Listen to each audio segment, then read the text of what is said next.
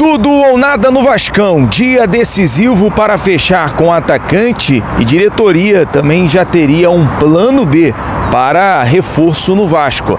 Dia decisivo, tudo ou nada para fechar com reforço, com atacante.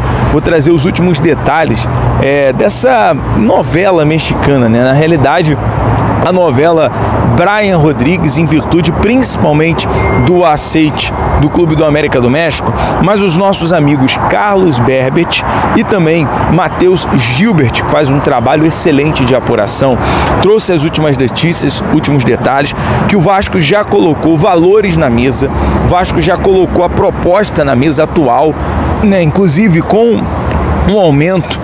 Eu acho que, na minha opinião, é uma proposta muito boa, tá?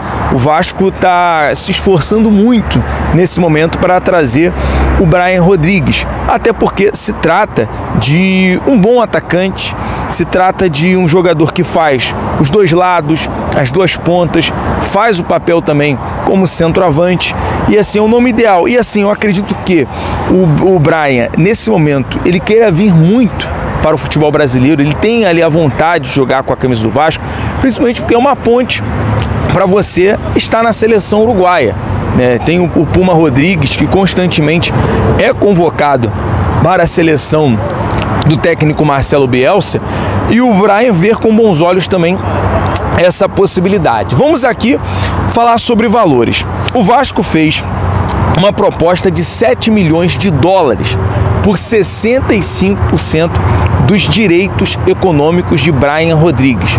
O América do México detém 80% da posse do jogador, deseja pelo menos 10 milhões de dólares para negociar o jogador, considerado fundamental ao time mexicano.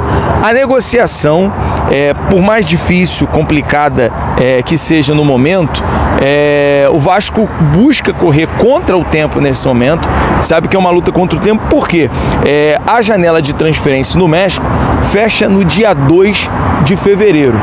Então essa janela, né, essa questão, essa novela está muito próxima de ser fechada.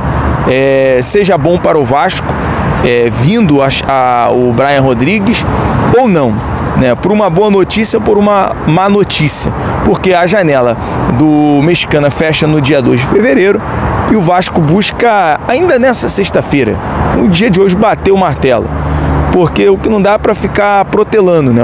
O América do México com negativas dentro da negociação. Nesse momento, nesse cenário, o jogador foi inscrito no torneio da CONCACAF, evidenciando, né, a importância que ele tem para o América do México. O Vasco vem realizando todas as medidas possíveis e cabíveis para contratar o jogador. Isso aí a gente pode falar que o Pedrinho, Marcelo Santana, vem buscando essa alternativa e colocou na mesa do América do México uma boa proposta, 7 milhões, algo que o Vasco ano passado não conseguiu chegar num denominador comum, na época, por exemplo, pelo Lúcio Rodrigues, que hoje está no Bahia. Então, nesse momento, sabe que o plano A do Vasco é o Brian Rodrigues. E outro detalhe nesse momento é que o Vasco já tem um plano B para o ataque. Exatamente. Caso haja um insucesso nas negociações com o Brian Rodrigues, o Vasco já tem um plano B, um nome concreto, um nome em negociação com a proposta na mesa. É um jogador no mesmo nível do uruguaio. Então é um detalhe muito importante, é um detalhe basicamente fundamental nesse momento, porque o Vasco precisa ter outras alternativas. Não dá para ficar dependendo, até porque a janela no futebol brasileiro fecha no dia 28 de janeiro. Então o Vasco já tem um plano B, já tem uma alternativa importante para poder contratar. A gente está de olho aqui no mercado da bola, nas negociações. A gente sabe que o jogador, por exemplo, o angolano Lloyd Augusto, que atua no futebol turco, é um jogador que é apenas para compor elenco. O Vasco só vai trazer o Lloyd se conseguir dois jogadores que chegam para ser titular no ataque.